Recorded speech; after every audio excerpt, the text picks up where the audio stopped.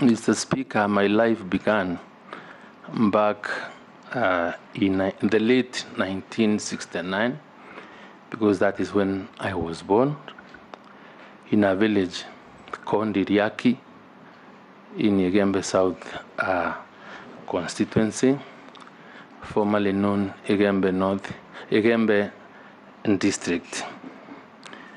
Mr. Speaker, I was born from a very humble family, and what I remember most is when I was growing up and hunting cows or goats in a forest called Ndune near my home, when I was arrested by the chief in around 1978 to take me to school.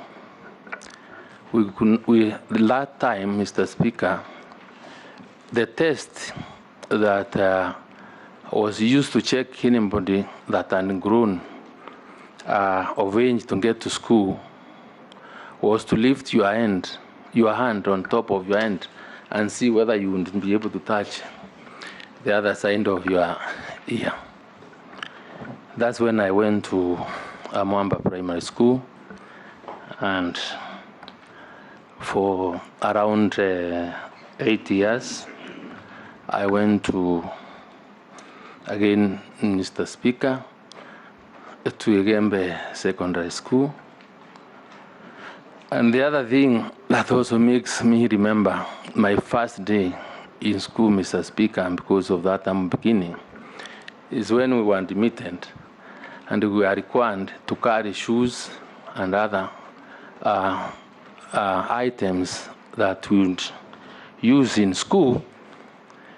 Was that I went to school, my shoes in the box, and carrying the box on my hand to school, and everybody was laughing at me because they couldn't understand why I had not put on the shoes and had to carry the shoes in the box.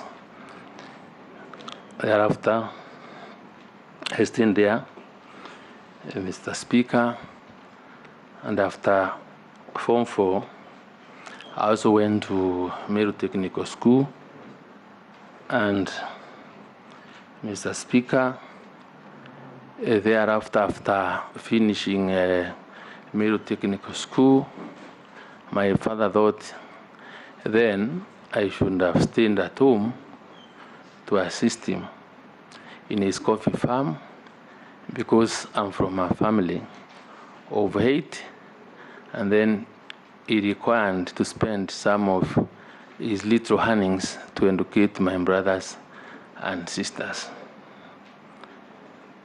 I became difficult after attending to my father's tea farm and coffee for some time, and then decided to rebel and go to look for something else to do, and that's how I left that home with only 30 shillings, without any clothes in a bag, without knowing where I would sleep.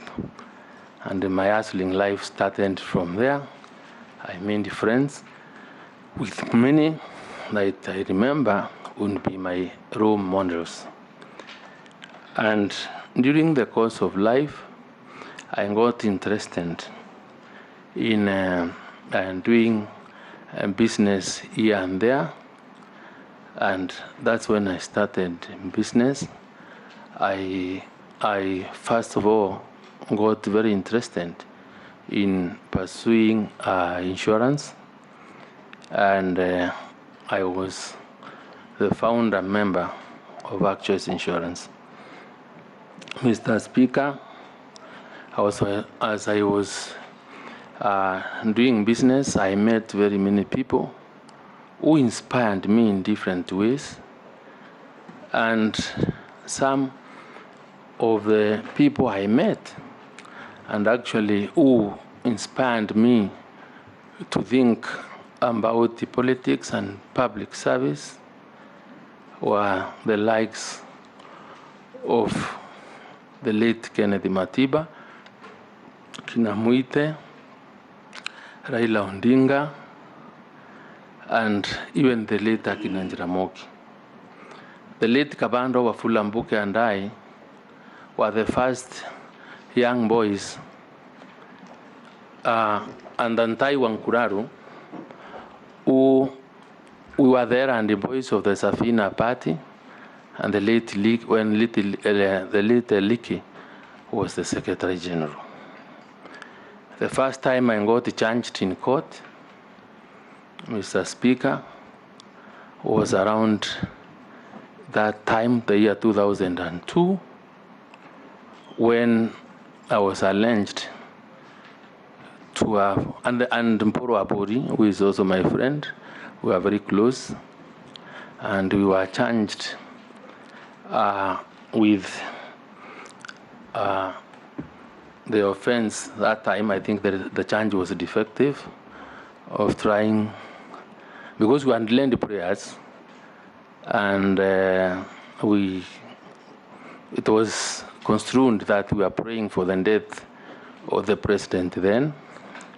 So we were charged for incitement. The matters went to court.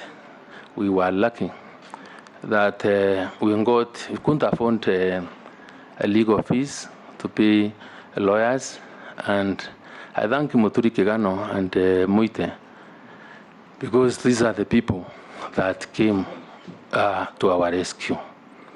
We were acquitted. That is when I realized how important it was to have good friends. From there, Mr. Speaker, when we got interested. Finish up in 2 minutes. You've already done your 10.